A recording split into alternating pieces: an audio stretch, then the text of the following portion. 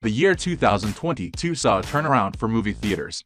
As with every year, this one has had its fair share of box office successes, but it has also seen the release of some worst movies.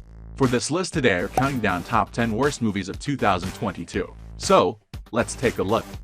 But before we get started, be sure to subscribe to our channel and ring the bell to get notified about our latest videos. Number 10.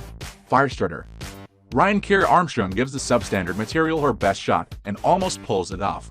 Although it's good to see Zac Efron back in a more serious role, the film's dull and lifeless content deflates him. Kurtwood Smith, though, makes a fantastic and brief cameo that almost gives the movie some real energy. The movie Firestarter has a poor, ugly, and hurt aesthetic while also feeling tedious and unnecessarily slow. It doesn't succeed in any genre either. As a horror film, it just manages a few cheap jump scares, and it unquestionably fails as a superhero film. Number 9.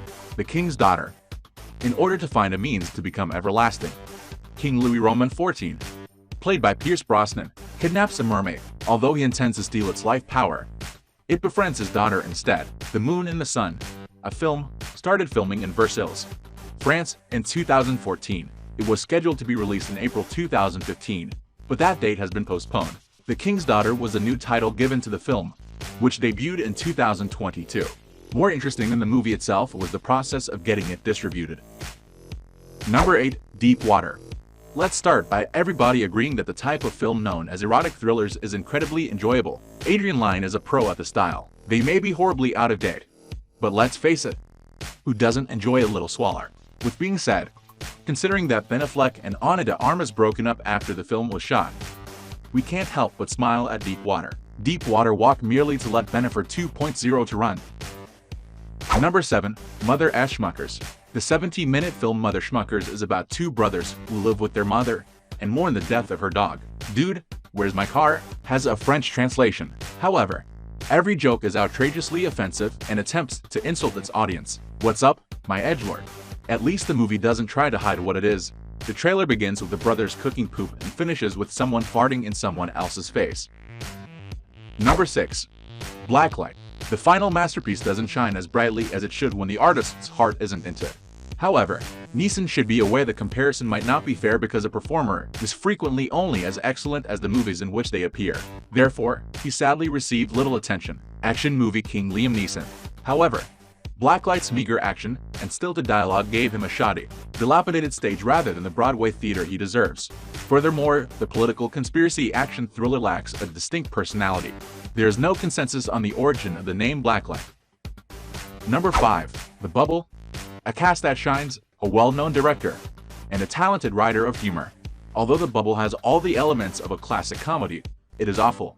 Judd Apatow's Netflix film, which is about a group of people trying to make an action movie about eradicating dinosaurs, is set in the midst of the outbreak. It certainly hits all the same beats as other Apatow movies, along with a bunch of people doing TikTok dances. So perhaps the negative reception is because people don't want to be reminded of the pandemic that we are currently experiencing with the backdrop of spoiled celebrities and many inside jokes about filmmaking. Sadly, this movie is very ineffective. Number 4. Asking for It.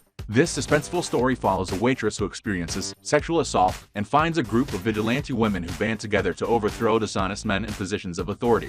According to critics, this film lacks depth and is just a paint-by-numbers revenge film. Asking for It, according to Jeanette Katsolis of the New York Times, is as delicate as a sledgehammer, as shallow as a saucer. Number 3. Redeeming Love.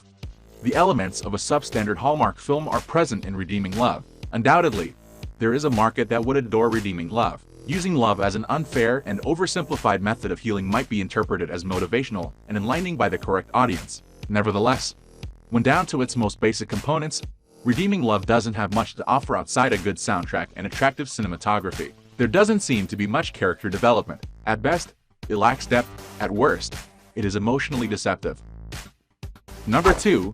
The 355. The 355 cannot be saved if Jessica Chastain and Lupita Nyong'o fail. The 355 has every additional component required to fulfill the requirements for a jaw-dropping movie. Sadly, the execution of what should have been a potent film about female empowerment fails the feminist movement once more. The 355 isn't egregiously bad. The conversation was a little clunky, and there may have been a few too many formulaic action thriller scenes, without the overqualified actors.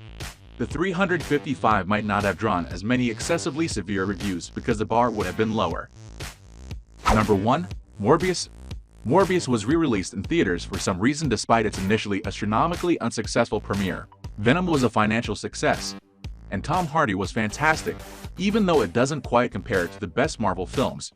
Morbius, on the other hand, accomplishes nothing but leaves everyone with a bad taste in their mouths. Morbius is far too dismal to be enjoyable. The characters lack depth. The film is cosplayed as a low-budget superhero movie from 20 years ago with mediocre visual effects. Even critics missed a major joke in Morbius 2022, as terrible as it may sound. So guys, that was it for this video. What did you think about our video? Let us know in the comment section below. If you're new to our channel, be sure to subscribe and ring the notification bell to get notified about our latest videos. Thanks for watching.